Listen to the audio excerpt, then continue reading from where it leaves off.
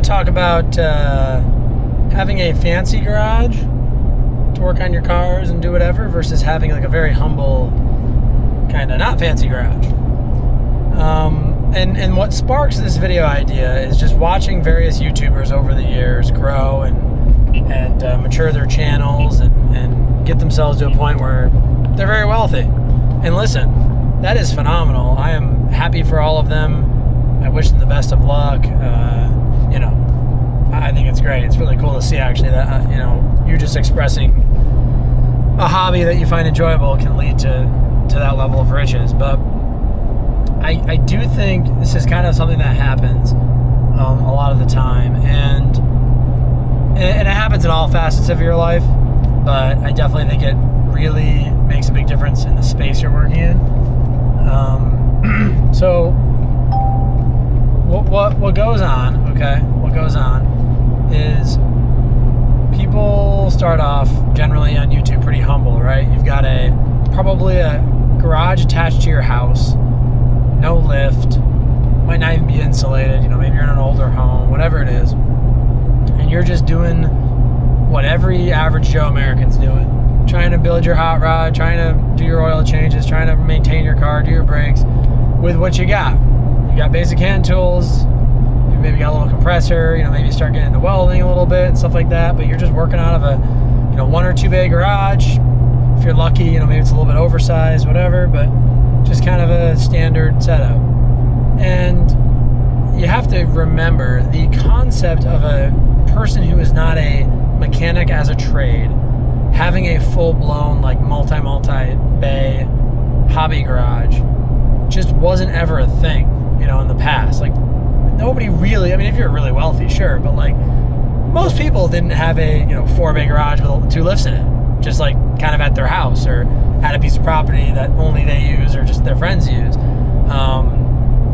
that's kind of a new thing. So this is just kind of the standard we've all grown up with. Anybody who's in their 30s at least, right? Well, now you bring in the new generation, and you've got millennials you've got Gen Z that's growing up, watching everybody on YouTube who's a millennial who made it in the YouTube automotive world, and guys and I'm not actually, I don't want to call anybody out because I don't mean for this video to be negative. I'm not saying this in a bad way. I'm happy for these people. But you have various YouTubers, I'll just leave it at that, who did start off humble like that. And, now they've got these big shops. They started a merch line. They've got, whole compounds with, whether it's their houses on the property and they've got all these different outbuildings and fancy garages and detailing lights and all these things, right? But it's tough because as a just normal kind of average everyday Joe, filming a random video driving in his truck, it's it just gets harder and harder to relate. So if you have a YouTuber who 10 years ago, was very proud of and kind of struggled to buy a 2003, Silverado, it's a lot of people can relate to that, right? A lot of guys can understand that. But if that same guy now in 2025 is trying to decide which Lamborghini model he wants, that's freaking awesome, but at the same time, I can't relate to that content that well. So I find myself not watching those channels anymore, which is fine. If they have a good audience of people who can enjoy that content, then that's great, and good for them.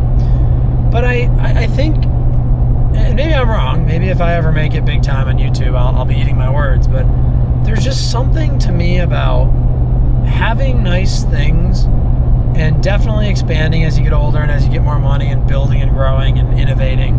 That's just the American way. That's just human beings, right, want to better themselves, generally speaking.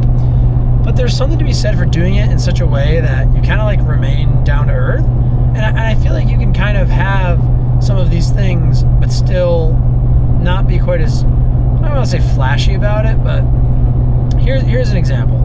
If you have this, right, you see the shop in my videos, it's a friggin' death trap, dude. This place is corroded. So it's below what I'd like it to be, but it works, it's fine, whatever. So yeah, if I all of a sudden was making, $40,000 a month on YouTube, would I build myself a nice shop? Yes, I would. But like, it's kind of the little things, I think, that make a difference. So okay, if you build a brand new shop, that's fine. You got to have a good building. It's got to be insulated well and to do all the stuff you want to do and grow your channel. But then you'll get guys that'll go out and, I don't know, they'll just spend literally $100,000 in Snap-on toolboxes. They'll buy all these like crazy, like really specific, like bougie garage cabinets and tables and like all these like really fancy shelving units. And just like, don't get me wrong, it looks absolutely incredible. Like, it's super very cool to see.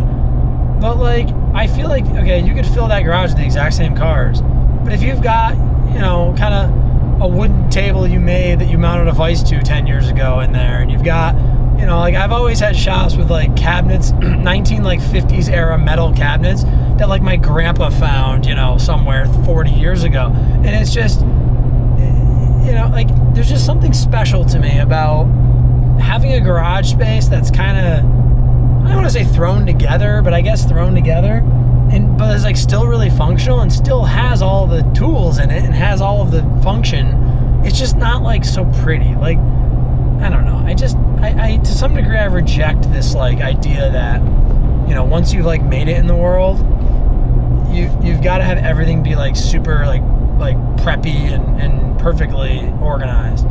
And obviously, if you watch my channel, like you'll know that in half a mile, use the right 2 lanes to take the US 29 north. If you watch my channel, you'll know that I like definitely am very particular about like kind of cleanliness, and I like to take good care of stuff. Like, I don't drive ratty vehicles. I've always fixed things up when they break, and I'm all for taking pride in your stuff, for sure. But I just think, I don't know, there's something special about finding that happy medium between nice new things and kind of really appreciating and bringing value back to the old school, and especially in a shop space. And here's where I'm going with this. I've kind of been getting off track, but when you do that, when you have this shop space that's filled with old things and kind of timeless items, grandpa's old cabinets and work table and some 40-year-old vise that still really works great, maybe doesn't have quite all the flashy features of a new one, I feel like it's inspiring. So like, if you're working on an old car,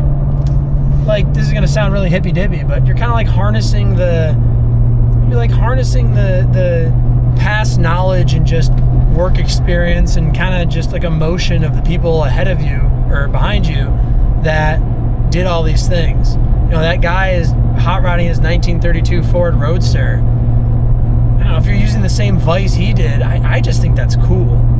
And I don't know, people talk about like, oh, like material things like hold a certain presence or whatever. I don't know about all that crap, to be honest with you.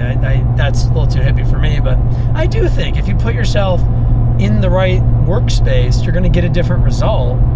And if everything's really new and sanitary, you definitely will get a good result, but it's not going to necessarily have a lot of character.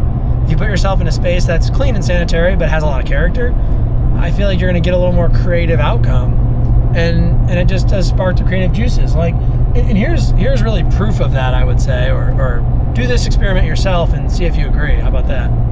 When I go to a museum, and I'm not a big museum guy, but when I go to a museum and I see just the various things that are there, if it's a museum of something I'm into, like the Harley Museum, for example, I don't know, I just find that it gets my mind going, thinking like, wow, look at how they used to build that back in the day, or like, oh, that little feature on this bike is really not much different than what's there today. Or you go to a car museum and you can see the same thing. Back in the day, they had those weight distribution hitches where they had like the dolly wheel to reduce your tongue weight, and then they had whatever. Just little stuff like that, like understanding and learning and knowing history in any space, in this case, for the sake of this channel, the automotive space, it just gives you like a more of a knowledge base to tap into other than just what's happened in the last 5-10 years. So I don't know, I just think I can learn from my environment in that way. And if I'm working in a space that has a lot of history, like our shop that we lease used to be an old car dealer, and it's funny because you go to the parts room and it was all old wooden racks and wooden shelves, and this sucks, but a lot of the parts were kept in like an attic area that was uninsulated, not heated or anything. And it was like the ceiling height was like 5 feet. So some poor bastard's up there crawling around basically getting parts all day. But it just like, I don't know, it just gets the creative juices flowing of like, okay, that's kind of how they did it back then. Here's what we do now. Maybe there were some good things about that. And it just gives you some perspective. I just find it very, I just find it more interesting. And that's not to say that I don't think people don't do good work when you're in a really nice brand new shop. I don't think that it's a bad thing. I encourage it if you have the money and that's what you want. I guess all I'm saying is that's not what I want. And I do think that you see, as somebody's kind of like I said before, to wrap it all up, when the more neat and organized, not even neat and organized, the more modern and characterless their shop becomes, the more modern and characterless the vehicles they're working on and the things they're doing in it may become. Just a thought. Prove me wrong in the comments. There's a couple of channels that come to mind I think that actually do defy that a little bit, so see if you come up with the same ones. We can debate it in the comments. As always, everyone, thanks for watching. God bless America, and I'll see you on the next one. Goodbye.